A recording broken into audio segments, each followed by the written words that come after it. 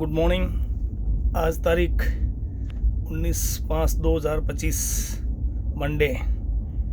तिरुवनंतपुरम से कोची एर्नाकुलम का रूट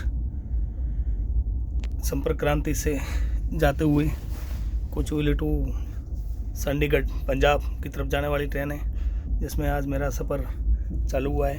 और बड़ी शानदार ट्रेन है और बड़ा ही मस्त क्लाइमेट केरल का बारिश के साथ में। अभी बारिश रुक, जरा मैं आपको बाहर का व्यू बताऊंगा।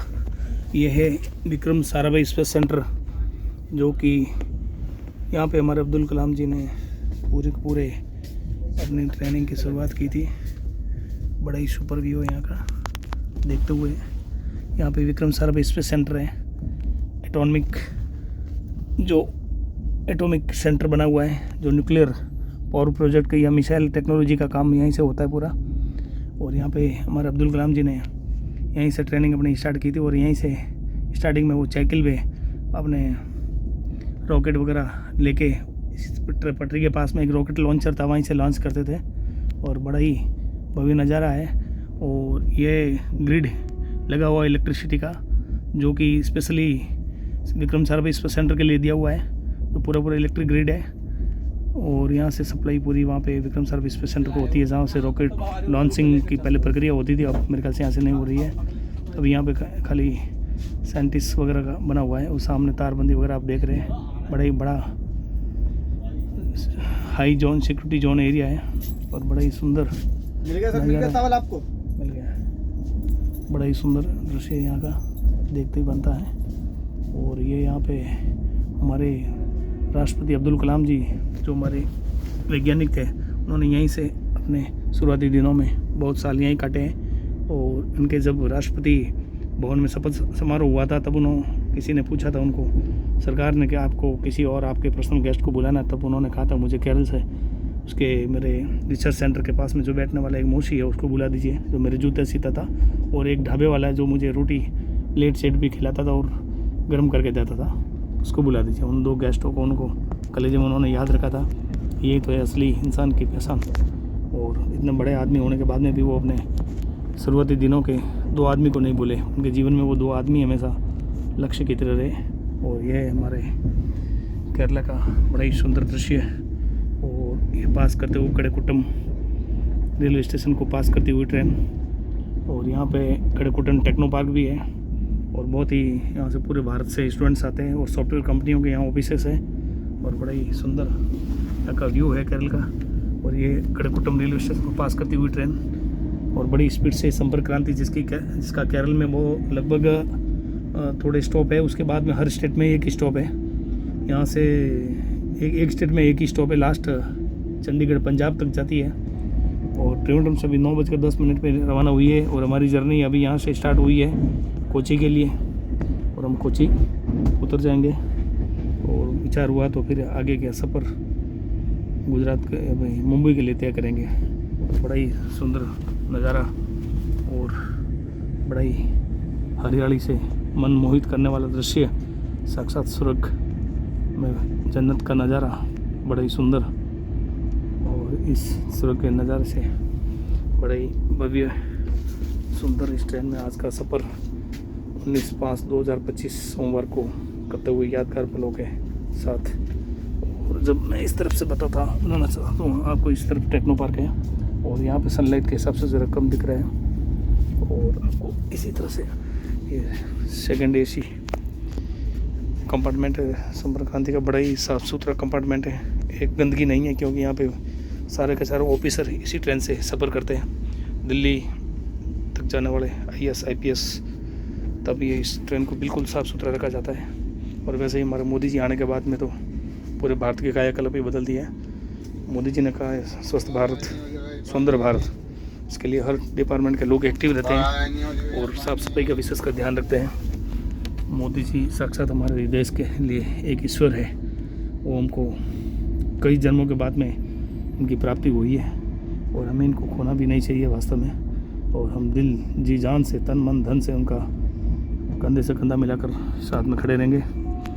बॉर्डर पे हमारे जवान खड़े हैं और सिविल में हम भारतवासी इनका कंधे से कंधे मिलाकर इनका मनोबल बढ़ाते रहेंगे। और हर उनके तकलीफ़ दुख सुख में हम अपना दुख सुख समझ के साथ में खड़े रहेंगे। और मोदी जी जैसा महान व्यक्तित्व आदमी इस देश या इस संसार में फिर जन्म कोई नहीं ले सकता मेरे ख्याल से। महान है मोदी जी, इस धन्य है इस भारत माँ के लाल को, जो न थकता है न रुकता है, न एक दिन भी छुट्टी लेते हैं। लगभग 3-4 घंटे की रात को नींद लेते हैं, 24 घंटे मेहनत करते हैं। एक दिन सुबह अमेरिका तो दूसरे दिन ब्रिटेन और तीसरे दिन वापस लंदन। पूरे देश में पूरे संसार में घूम घूम के हमारे भारत का जो मान बढ़ा रहे हैं और भारत के पक्ष में जितना पूरे संसार को कर रहे हैं और किया भी है, उसके लिए बहुत बहुत धन्यवाद। जिस तरह आज हमारे सरहद पे पाकिस्तान ने हरकत की और मोदी जी ने डटकर और हमारी सेनाओं ने डटकर उनका मुकाबला करके उनको जवाब दिया, तब सारा संसार हमारे साथ में खड़ा था। एक खाली गद्दार चाइना और गद्दार तुर्की को छोड़कर, जिसको भूकंप की आपदा में सबसे पहले भारत ने वहीं राहत सामग्री अपनी खाना भेज के पहुंचाई थी, और उन्हें उस गद्दार ने हमारे खिलाफ पाकिस्तान में हथियार ड्रोन सप्लाई करके फ़र्ज निभाया। ऐसे गद्दारों को लिए धरती की जन्नत इस सड़क में कहीं भी जगह नहीं मिलेगी। और हिंदुस्तान का, हमारे मोदी जी का कर्म है हिंदुस्तान और हिंदुस्तानियों का कि पर दूसरे लोगों की सेवा करो, वही हमारा राष्ट्र का नेशन है और इस नेशन पर हम चलते रहेंगे। और बड़ा ही सुंदर दृश्य केरल का, और इन दृश्यों के साथ में मैं अपने को यहीं आपके साथ में विराम देते हुए मोदी जी की प्रशंसा करते हुए, क्योंकि वह मोदी जी की प्रशंसा मुंह से नहीं निकलती है, दिल से निकलती है कि उन्होंने ऐसे काम किए हमारे देश के लिए।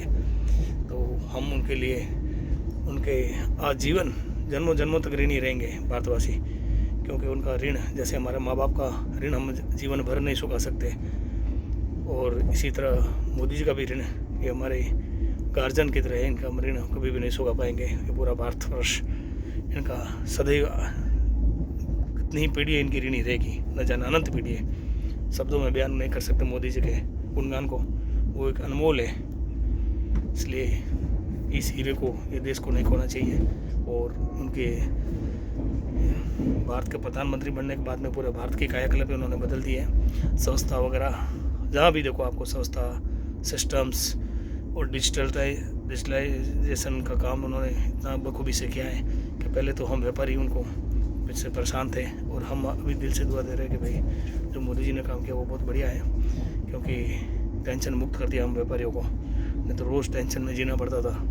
अब ऐसे ही टैक्स कस्टमर दे रहे, हमको तो बिल काटना है, करना है क्या, उनसे पैसा वसूल करना है कस्टमर से, और वही पैसा देश के विकास कार्यों में लगवाना है।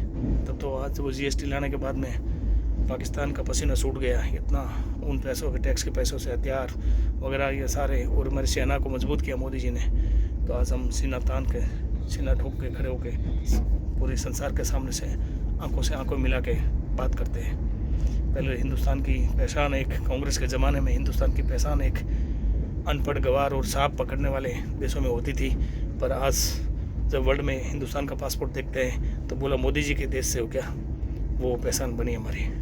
टेक्नोलॉजी के मामले में हो, किसी भी डेवलपमेंट के मामले में हो, और डिसिप्लिन के मामले में हो, मोदी जी ने एक हर हिंदुस्तान के कलेजे में अपना स्थान बना दिया है। थैंक यू मोदी जी, आपको नहीं भूलेंगे, और आने वाली पीढ़ी आपके लिए ऋणी रहेंगी। आपका ऋण जन्मों जन्मों तक नहीं चुका पाएंगे। आपने जो देश के लिए काम किया है बहुत ही सराहनीय कार्य है आपका, धन्यवाद, थैंक यू। और बड़ा ही इन्हीं शब्दों के साथ में मैं अपने वाणी को विराम देते हुए अभी आपसे इस वीडियो, इस जर्नी के सफ़र में विदा ले रहा हूँ। मेरी जर्नी कुछ ही तक है। संपर्क क्रांति एक्सप्रेस जो चंडीगढ़ त्रिवेंद्रम नॉर्थ से चंडीगढ़ तक जाती है, पंजाब तक, और वहाँ से ये ईस्टर्न में मेरा सफ़र एर्नाकुलम तक है, और लास्ट आगे गया तो मुंबई तक रहेगा। Thank you. मैं अपने से मोदी जी की प्रशंसा करते हुए और मोदी जी को कलेज और हृदय में अपने माँ बाप को रखता है, इसी तरह रखते हुए अभी अपने भाषण को विराम दे रहा हूँ। भाषण समझो या एक कलेजे से निकले हुए शब्द समझो। Thank you. जय हिंद।